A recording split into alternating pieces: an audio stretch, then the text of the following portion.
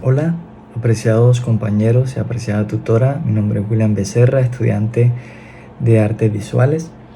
Hoy vamos a hablarles sobre los artistas del espíritu moderno, que es de lo que trata esta importante unidad y de la cual hemos aprendido mucho. Y antes de entrar en materia con los artistas del espíritu moderno y todo lo que concierne a lo de la historia, debemos mencionar a este señor del cual aprendimos mucho en un documento, en uno de los documentos que la profe nos compartió en la plataforma, y se trata de Valeriano Bozal, nacido el 24 de noviembre de 1940. Este señor de 81 años de edad es un historiador y también se ha desempeñado como maestro o catedrático de universidad. Valeriano Bozal ha estudiado muchos artistas, pues como historiador es en lo cual se ha desempeñado en todos sus años, pero cabe destacar que hay un artista en particular en el cual se ha centrado, que incluso nos regaló esta joya que tenemos aquí, que es este libro sobre Francisco de Goya que realizó Valeriano con la editorial Alianza 100 de España, y que en el cual describe de manera detallada, y podemos ver unas cositas de las cuales él nos lo describe para que podamos aprender un poquito de lo que era Francisco. Bien, Francisco de Goya, nacido en 1746, de lo que pudimos aprender que nos regaló Bozal, es que Francisco era un artista que no se destacaba o no se enfocaba mucho en la parte técnica de la pintura o en el estilo o algo así, que es lo que generalmente todos nos fijamos, y en la belleza, en todo esto, ¿sí? Bueno, sin dejar pasar que él no dejaba aparte lo de la costumbre, lo de un retrato, lo de la religión, lo de la historia, todo esto, pero él le daba el primer lugar a algo, y era en la reflexión.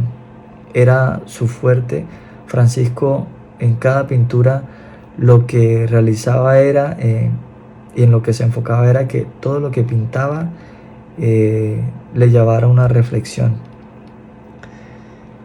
Bien,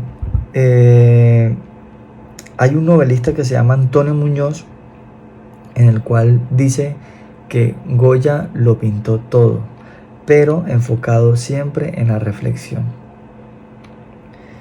Bien, Francisco de Goya, a nosotros vimos que Bozal se refiere a él como un artista de pinturas negras o del mundo de la noche, y no solo por la tonalidad oscura de todas sus obras, sino porque le gustaba mucho pintar hechos sobre la violencia e irracionalidad, y en este caso podemos ver algo como espiritualmente oscuro. Pintaba brujas y pintaba también demonios. Entonces de allí recibe el nombre como un pintor de pinturas negras y del mundo de la noche.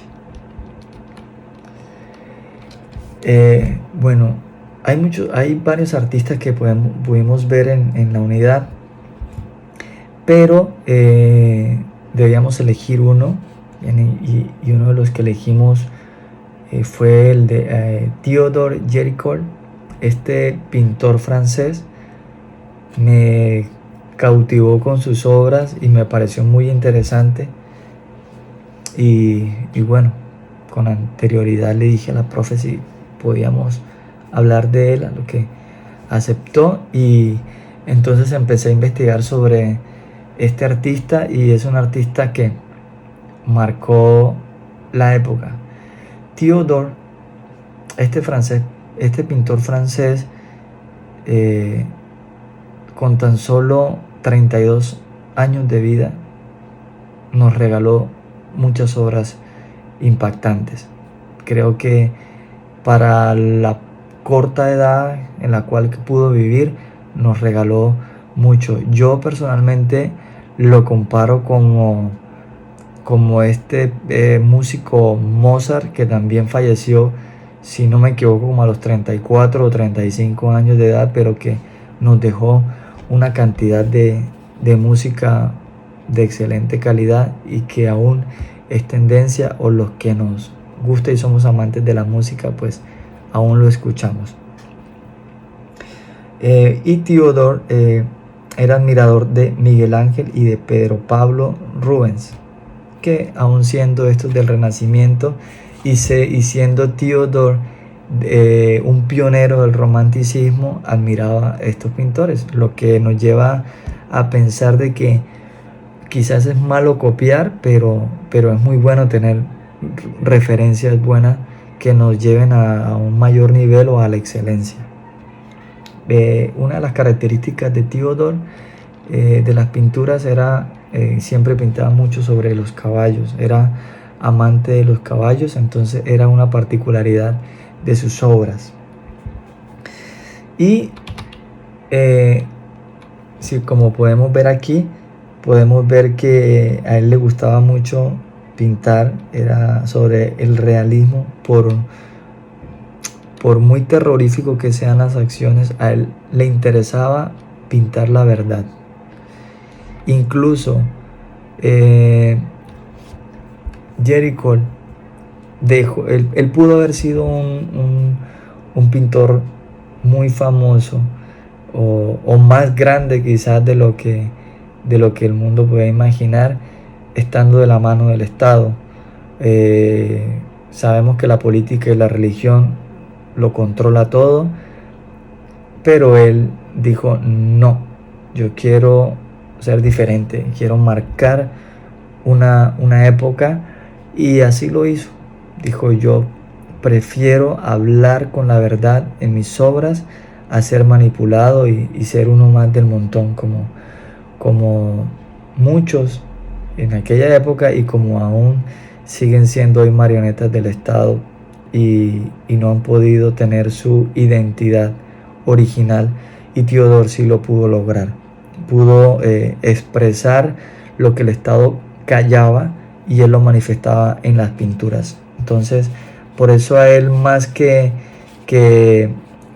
hacer una excelente pintura con técnicas o algo así, a él le importaba era que las personas se enteraran de lo que realmente estaba pasando por medio de sus pinturas. Y esto es un ejemplo de las pinturas que tenemos. Bien, aquí vemos una con los caballos, la cual hace ratito les dije que Theodore era amante de los caballos, y una particularidad que tenía era que en sus obras los pintaba. Yo personalmente, y también lo vi en uno de los documentos que leí, decía que si Theodore hubiese sido un director de cine, sería el género de él sería el terror, por la calidad y por esa particularidad de sus pinturas, ¿no? Bueno, estas son varias de las obras las que les mostré, pero yo elegí una como esta, que fue muy llamativa. No sé si es la más famosa de Géricault, titulada La Balsa de la Medusa. Se encuentra en el Museo del Louvre de París, pintada en óleo y hecha entre 1818 y 1819, perteneciente a ese periodo del cual es pionero Géricault, que es el romanticismo. Una cosa que también yo estaba confundido, creí que el romanticismo se trataba de ser romántico, del amor y todo esto, pero vamos que el romanticismo requiere expresar nuestros sentimientos reales, sin importar que sean buenos o malos, o de esta calidad que muchos pueden llamar como terror, pero más allá del terror es la realidad de un suceso que pasó. Entonces, primero vamos a hablar sobre el contexto histórico de La balsa La Medusa, que fue la obra que elegí. Y dice que el 16 de junio de 1816 salieron 4 barcos franceses hacia Senegal para tomar posesión de la colonia de manos británicas a partir del Acuerdo de París, que se firmó luego de las guerras napoleónicas. Bueno, salen estos 4 barcos, como aquí lo relato de manera corta. Salen estos cuatro barcos, pero había una nave liderando que es llamada la fragata La Medusa. El 2 de julio encalló en un fondo arenoso y las personas empezaron a huir en esos botes de rescate que tienen los barcos, pero eran demasiadas personas. Entonces fabricaron una balsa, aquí tengo las medidas, de 20 metros de largo por 7 metros de ancho, pero para 147 personas. Tarde que temprano eso se iba a hundir.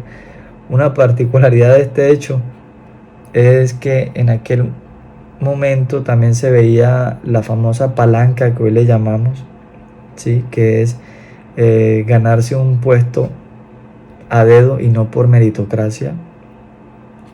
Entonces también contrataban gente incompetente. En ese entonces contrataron un capitán incompetente de esos puestos a dedo, y fue de los primeros, según lo que leí, de los primeros en abandonar el barco. O sea, los dejó solos. Se supone que uno de los actos de los héroes es que son los últimos que se van. Pues no, este se fue. Estas personas empezaron a huir. Bueno, iban lo de la balsa se hunde y llega el momento de desespero cuando como estaban tan juntos, pues aprovechan las personas que sí estaban armadas y matan a otras personas allí mismo en la misma balsa. Pasado el tiempo, llega eso llamado hambre y empieza a ocurrir esa guerra de supervivencia. Entonces empieza a ocurrir algo que quizás lo hemos visto solo en películas, pero realmente pasó, que es el canibalismo. Entonces empiezan a devorarse entre ellos mismos. Esto se va parando. Bien, pasemos aquí. Bueno, ¿cómo se entera Jericho de estos hechos para poder hacer la obra? Resulta que un ingeniero y un cirujano fueron 2 de los sobrevivientes y escribieron este libro, Naufragio de la fragata La Medusa. Y aparte de eso, Jericho los contacta y empieza Jericho los contacta y empieza a contarle realmente todo lo que pasa, todo lo que pasó en eso, todos los hechos. ¿Y qué hace Jericho? Como sabemos que es una persona, fue un pintor que le gustaba hacer las cosas lo más real posible, fabrica una réplica de la balsa. Se da a conocer con unas personas que trabajan en una morgue, y se lleva unos cadáveres para su taller, los coloca encima de la medusa, de la balsa esta que construyó, de la réplica, y empieza a recrear los hechos. Entonces, y aparte pues pone otras personas allí para que sean parte de los hechos que él coloca aquí, que recrea para poder pintarlos. Se dice que él pintó 60 nuevos dibujos, o sea, pintó los rostros de las personas uno por uno, ¿sí? Luego elige los dibujos y los compacta en una sola obra.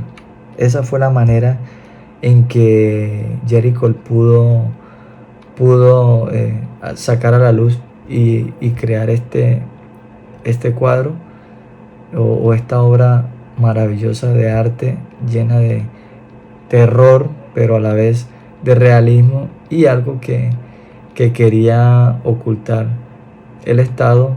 Jericho lo sacó a la luz por medio de su obra y que hoy, gracias a él, podemos conocer.